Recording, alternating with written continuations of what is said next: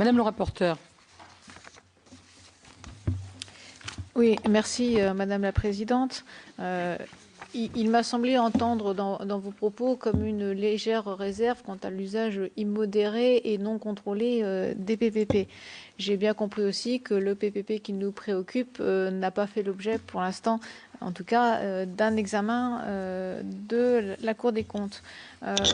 Pour autant, sur les généralités que vous nous avez énoncées par rapport au PPP, vous avez insisté sur la durée. Et là, on est sur un PPP qui ne dure que 10 ans, avec en plus, grosso modo, enfin 10 ans, 11 ans et demi, avec grosso modo 2 ans et demi, à peu près 3 ans de travaux préparatoires avant la mise en œuvre. Donc finalement, on est sur une période de versement de loyer très courte et donc sur des loyers élevés, ce qui n'est pas totalement illogique en soi. Mais est-ce que par rapport à l'utilisation des fonds publics, ça ne peut pas poser question? Et est-ce qu'à votre sens, il n'aurait pas été plus raisonnable pour une bonne gestion des deniers publics que de prévoir une durée plus longue, y compris de ce PPP-là? Même si on nous dit que c'est du matériel technologique, etc., et obsolète rapidement, il n'empêche que le PPP prévoit théoriquement, au bout des 10 ans, que le matériel soit rendu toujours aussi efficient à l'État. Donc, quelle aurait pu être ou quelle pourrait être la contrainte qui est fait que ce PPP soit quand même calculé sur une durée aussi courte? Bien, alors ce que je peux vous dire, c'est que de manière générale, le contrat EcoMove, on aura évidemment l'occasion, je dis d'ailleurs c'est mon voisin, il s'exprimerait mieux que moi pour dire cela, aura l'occasion évidemment de regarder ce point.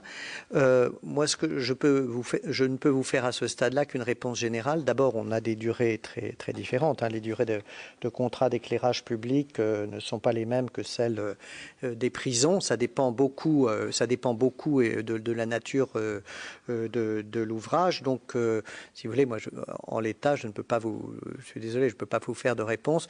Mais je peux quand même vous faire une réponse. C'est-à-dire que c'est vraiment un sujet sur lequel, plus encore que d'autres, pour pouvoir faire une réponse, je dirais, construite et informée, il faut avoir regardé dans le détail non seulement le contrat et son économie, mais le début de son existence. Sinon, si vous voulez, c'est extrêmement difficile. Et je dois dire que, par exemple, pour parler des prisons, que là, nous voyons vivre, ça y est, c'est construit, on voit vivre. Mais déjà, comme mon collègue Vincent Léna l'avait dit, il y avait eu les délégations Chalandon. C'est-à-dire, c'était les délégations, en fait, à la fois de l'exploitation générale, mais aussi du service à la personne.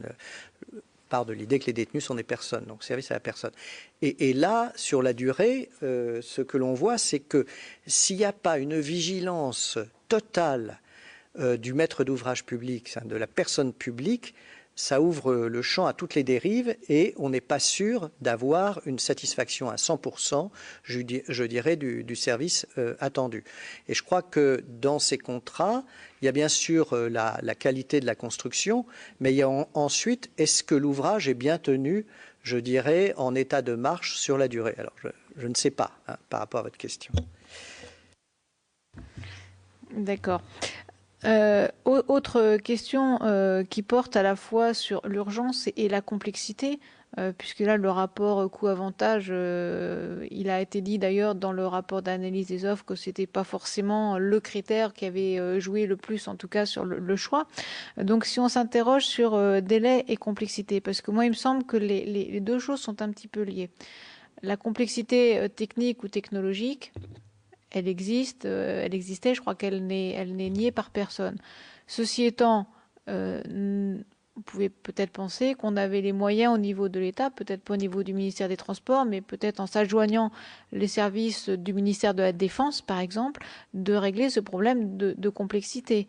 Il me semble aussi qu'on a augmenté la complexité en rajoutant des missions régaliennes d'exploitation à ce contrat de PPP.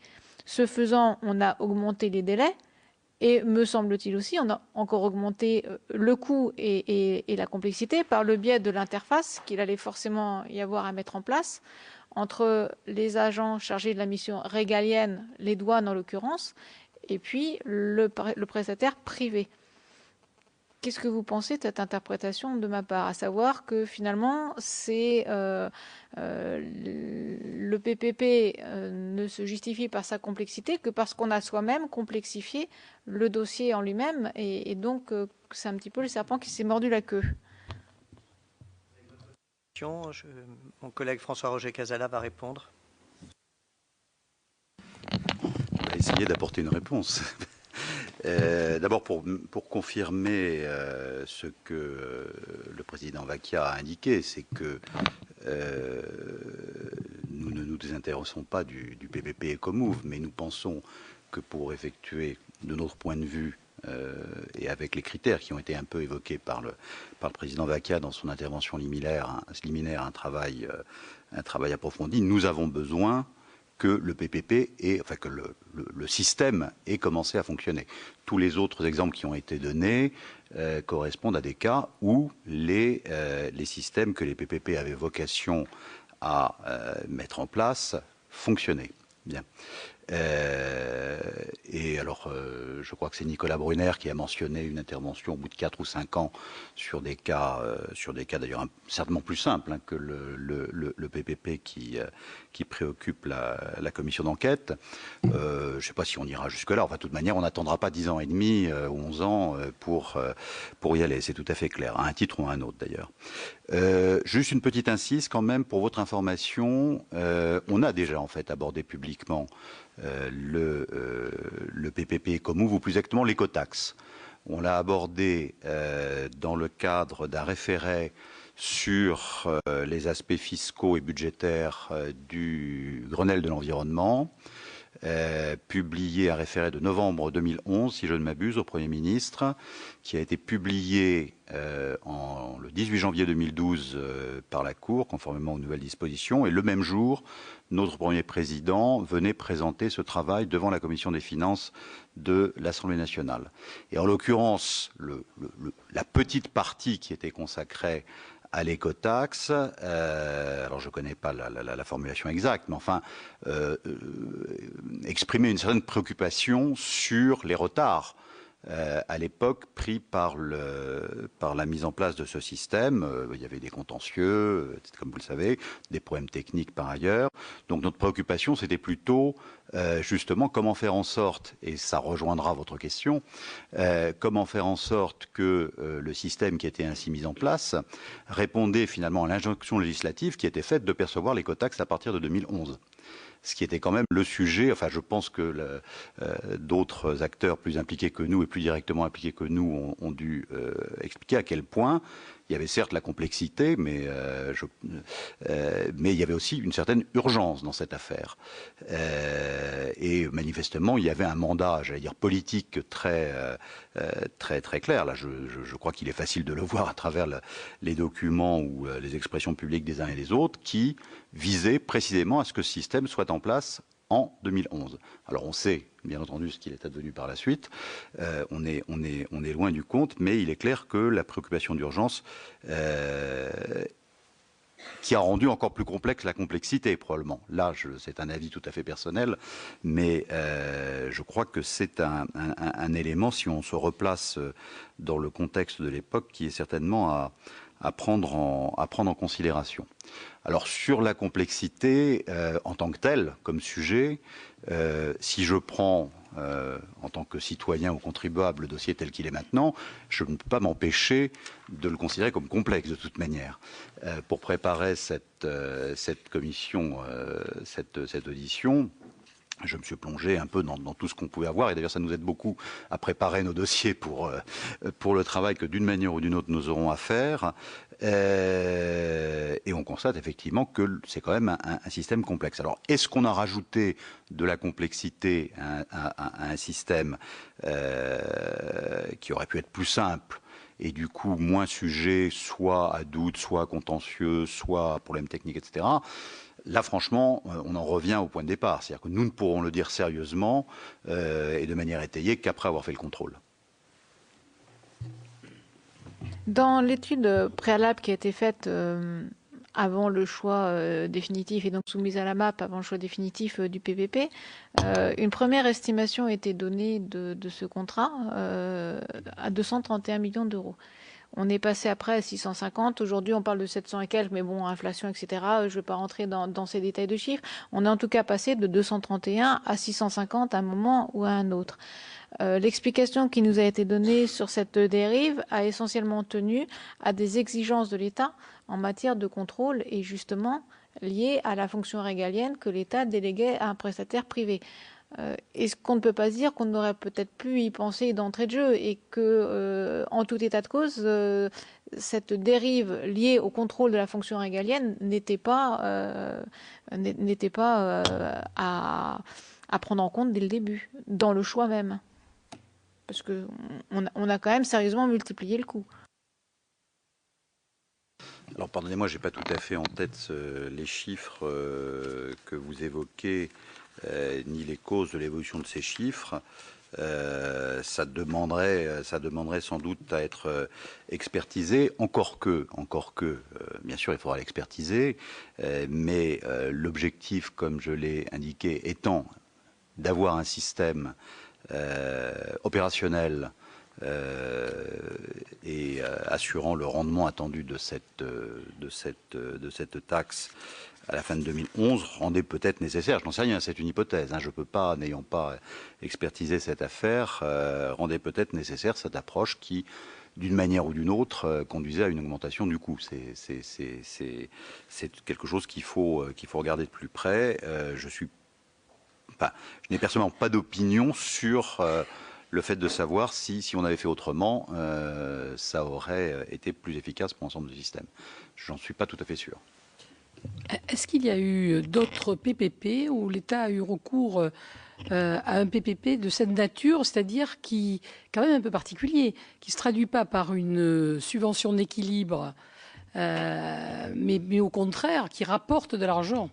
Et est-ce que justement le fait que ce PPP rapportait de l'argent en tout état de cause, est-ce que ça n'a pas été plus facile finalement de laisser un petit peu courir les choses et peut-être d'être un peu plus exigeant, comme le disait Madame le rapporteur, et demander par exemple une sécurité extrêmement importante sur les contrôles, etc.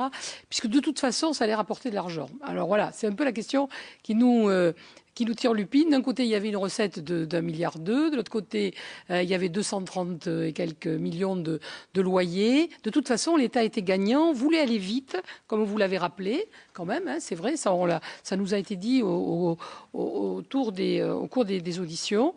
Donc, est-ce qu'il y a eu d'autres PPP de cette nature ou est-ce que c'était la première fois qu'on se situe dans cette situation d'un PPP qui rapporte de l'argent? Alors, François-Roger Casala va commencer par répondre, puis je vous répondrai après sur est-ce qu'il y a d'autres exemples.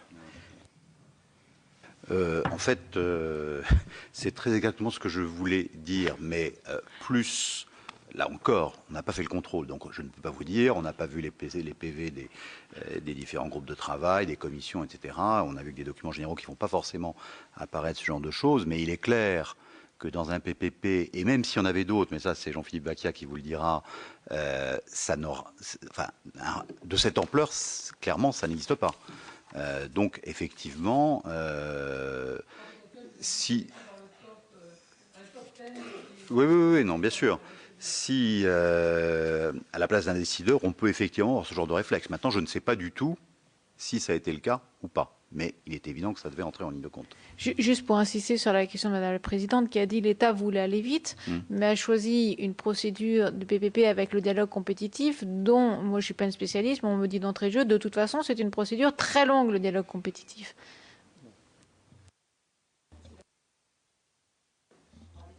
Non, alors plusieurs choses. Pour répondre immédiatement, le dialogue compétitif, c'est une forme moderne de dévolution de l'achat public qui est prévue par les directives européennes et qui est explicitement prévue dans l'ordonnance de 2004 sur les contrats de partenariat. Il dit soit le dialogue compétitif, soit l'appel d'offres classique, sachant que dans la plupart des cas, c'est le dialogue compétitif qui est quand même précédé d'un appel à la concurrence. Le principe, on fait un appel à la concurrence, on retient 4-5 candidats et c'est avec eux qu'a lieu le dialogue compétitif. Le dialogue compétitif, mes collègues ont eu l'occasion de le dire, en principe, ça permet d'aller plus vite, mais je préciserai une chose immédiatement, c'est que le dialogue compétitif n'est pas une caractéristique inhérente au contrat de partenariat. C'est-à-dire vous pouvez passer, en tant que maître d'ouvrage public, des marchés au terme d'un dialogue compétitif. Ça peut être une excellente solution si justement vous voulez avoir un dialogue avec le prestataire parce que les caractéristiques techniques, organisationnelles, fonctionnelles ont besoin d'être mises au point avec lui. Donc, si vous voulez, la réponse est ambivalente.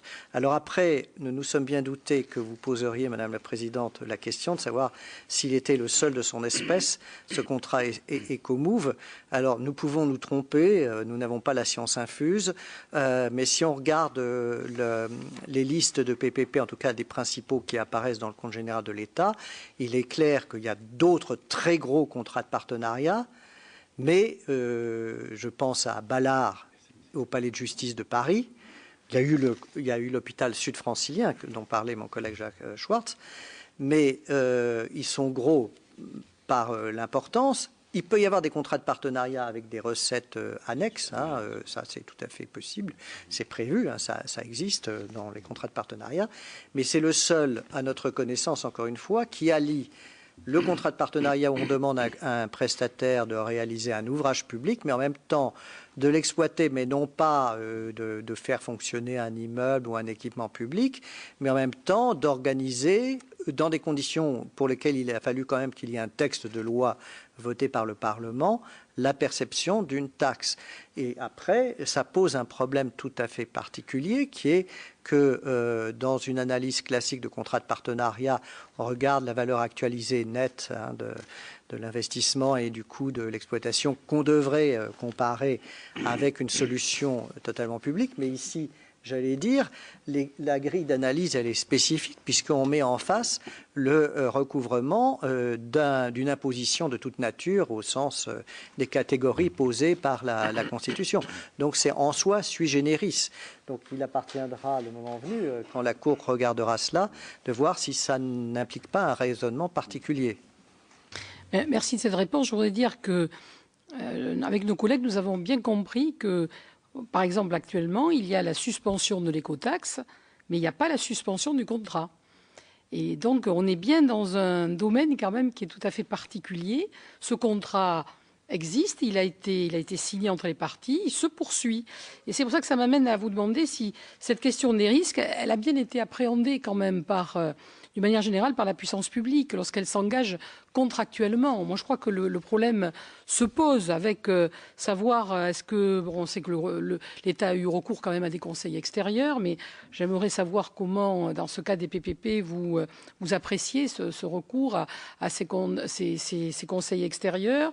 On a des fonctionnaires. Est-ce qu'ils sont quand même formés? C'est la question qu'on peut se poser aussi pour conclure et suivre des contrats de cette nature qui sont effectivement tout à fait exceptionnels. Alors là, il y a eu une commission tarification qui a été désignée, mais spécialement, je ne sais pas quel est votre regard par rapport à toutes ces questions d'appréciation du risque.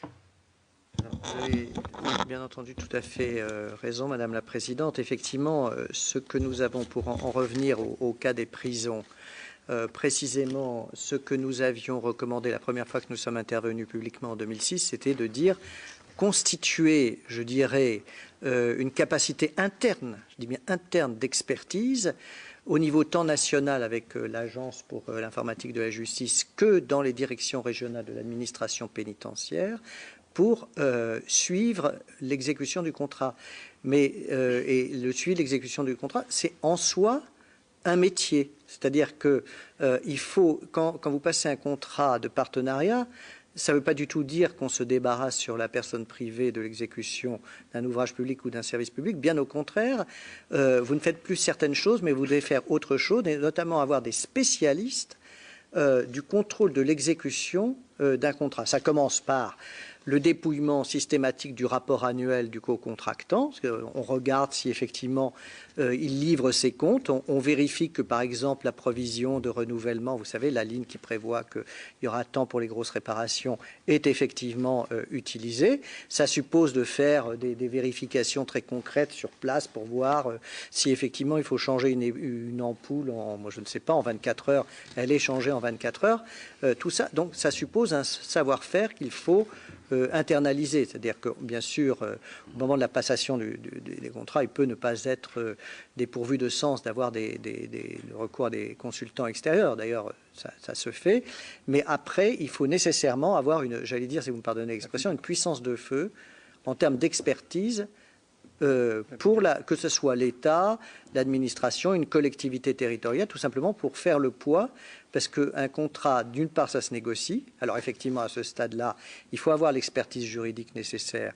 Et on sait que c'est un des grands sujets de l'administration française, l'expertise juridique. Et après, il faut avoir une expertise plus financière, technique, pour s'assurer de l'exécution du contrat. Et je dirais que dans l'appréciation du partage des risques, vous pouvez avoir des contrats relativement équilibrés au départ, mais s'il y a une faiblesse, d'ailleurs je pense que c'est ce qu'on risque de dire pour les collectivités locales, dans le suivi, après vous avez un déséquilibre qui va persister. Donc c'est un véritable enjeu. Alors sur les consultants externes, Madame la Présidente, je dois indiquer que je crois bien que c'est la Commission des finances du Sénat qui a demandé à la Cour de faire une enquête 58.2 sur le recours aux consultants extérieurs. Sans rapport avec les PPP, mais de manière générale. Donc, rendez-vous dans 8 mois. Oui, vous vouliez rajouter quelque chose? Oui. Simplement sur les prisons et pour compléter ce qu'a dit le président, c'est vrai que le recours au contrat de partenariat a été souvent justifié par le transfert du risque vers le contractant. Ça, c'est quelque chose qu'on a beaucoup entendu. Et l'exemple qu'on a parfois cité, c'était un centre de détention qui a été construit au Havre et où on s'est aperçu après coup qu'il y avait une instabilité du sol, il y a une grue qui est tombée, etc. Et le ministère de la Justice est souvent assez fier de montrer que finalement c'est le contractant qui a pris tous les risques puisque ça n'a rien coûté à l'État. À contrario, il y a d'autres cas, je pense par exemple à Nantes, où on a trouvé des explosifs dans le sol, dans le terrain, et en fait il y a eu transaction et l'État a versé quand même une somme complémentaire de 6 millions d'euros, donc tous les risques n'étaient pas complètement inclus dans le contrat, donc là aussi ça nécessite une expertise en amont très très forte. Ensuite, on a identifié aussi comme type de risque qui n'était pas nécessairement pris en compte tout ce qui était lié évidemment aux créances de type loi d'Ailly, où on s'aperçoit que pour l'État, si par exemple la société à qui on confie l'exploitation d'une prison fait faillite, on s'aperçoit que l'État a les mains complètement liées et continue de payer non pas directement à la banque. Donc ça devrait faire partie du risque. On l'a pas complètement intégré, je trouve, dans les analyses en amont. Et puis ensuite, c'est vrai que le métier de suivi, à travers notamment les pénalités de retard ou les pénalités pour défaillance, c'est quelque chose d'une très grande complexité que n'a pas toujours anticipé l'État et pour lequel il a dû effectivement se former et consacrer des moyens qui n'étaient pas nécessairement prévus au départ, y compris même des moyens administratifs à travers par exemple la mission de la gestion déléguée au ministère de la Justice avec des équipes qui ont dû se former. Effectivement, cette dimension de suivi du risque n'avait pas été anticipée au départ. C'est tout à fait clair. Mais sur ce contrat spécifique donc de l'écotaxe, on a confié à une société privée le contrôle de l'écotaxe, c'est-à-dire la signalisation de ce qu'on appelle des manquements initialement aux douanes. C'est quand même une partie forte et intégrante du contrat en matière d'impôts, le français, mais pas seulement le français. En l'occurrence, les entreprises étrangères qui traversent notre territoire aussi vont, je suppose, pour certaines d'entre elles, s'employer à trouver les moyens de ne pas payer l'écotaxe. Et là, c'est quand même la société privée Comment va-t-on faire pour contrôler quel contrôle efficacement? J'ai lu, me semble-t-il, quelque part dans le contrat que c'était Ecomove qui allait elle-même faire des audits des SHT auxquels elle délègue une partie des choses. Mais qui va contrôler ces audits? Qui va contrôler comment Ecomove choisit les auditeurs, etc. Dans le temps, on a quand même là, me semble-t-il aussi, quelque chose d'important à regarder en matière de risque pour l'État sur ce contrat, ou je me trompe complètement?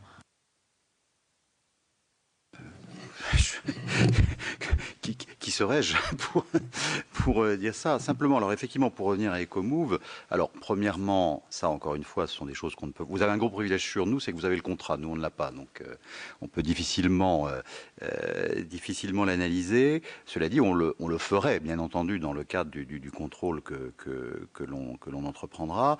C'est précisément des choses que l'on regardera. Sur ce que vous venez d'indiquer, il me semble que là non plus, c'est pas des choses qui sont propres au PPP en tant que tel. La question de la manière dont un maître d'ouvrage public ou un concédant contrôle les prestations de son concessionnaire ou l'entreprise, c'est une question qui se pose, j'allais dire, de toute éternité. Et nos rapports sont remplis, quel que soit le sujet, d'observations. Oui, mais là, on est sur une fonction régalienne quand même. Vous évoquiez les questions de contrôle à Oui. l'instant. Et quant à la perception de l'impôt en tant que tel, la perception in fine de l'impôt est une fonction régalienne, mais la perception matérielle de l'impôt, elle connaît plusieurs modalités qui ne sont pas en soi régaliennes. Ça peut toujours être concédé, délégué d'une manière ou d'une autre. Et d'ailleurs, en l'occurrence, c'est, comme le rappelle le président Vacchia, ça a été validé législativement, constitutionnellement, donc on n'est pas réellement en position de contester cette chose-là. Juste un petit mot sur le début de ce propos, à propos des risques.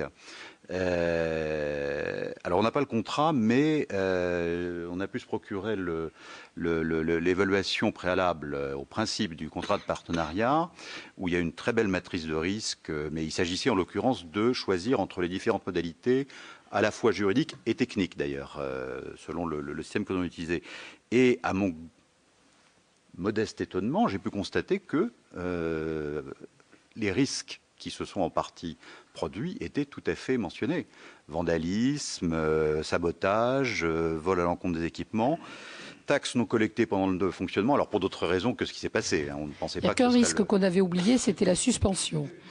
Voilà, mais alors il y a une détail. rubrique taxes non collectées pendant le fonctionnement, donc on pourrait presque le rapprocher. Alors ce que j'ignore en revanche, alors je sais très bien comment ça a été utilisé en termes de justification ou non du choix technique, mais par la suite, parce que cette matrice des risques est également valable pour le contrat lui-même, pas seulement pour l'évaluation de l'opportunité du recours à un PPP, c'est comment ça a été effectivement pris en compte dans le contenu du PPP, dans les procédures de contrôle que vous avez mentionnées, qui sont effectivement quelque chose de tout à fait crucial. Et un dernier petit mot à titre personnel, en l'occurrence, je me permets d'indiquer qu'on a affaire, alors Jean-Philippe Vacchia a à juste titre évoqué le ministère de la Justice, mais le ministère de la Justice, de notre expérience, on a toujours eu beaucoup à dire sur sa capacité de maître d'ouvrage. Hein. On aurait certainement beaucoup à dire de l'administration de l'équipement ou du développement durable, mais on ne peut pas s'empêcher de penser que ce sont quand même des gens qui ont, dans ce domaine-là, une certaine expérience. Et une certaine antériorité dans le contrôle de ce type de choses. Ça ne veut pas dire qu'ils vont bien faire cette affaire-là, mais ça veut dire que, a priori, c'est une administration assez structurée, qui a d'ailleurs, si je ne m'abuse, en son sein même, un dispositif, une structure spécialisée dans les délégations de services publics, c'est même à la Direction générale des infrastructures de transport et de la mer, qui est censée fournir... en amont de l'intervention de la MAP, un appui technique, juridique, alors qui demande à être expertisé là encore. Mais il y a une structure qui n'existait pas à ma connaissance au ministère de la Justice dans ce domaine-là. Qui s'est constituée par la suite. Oui.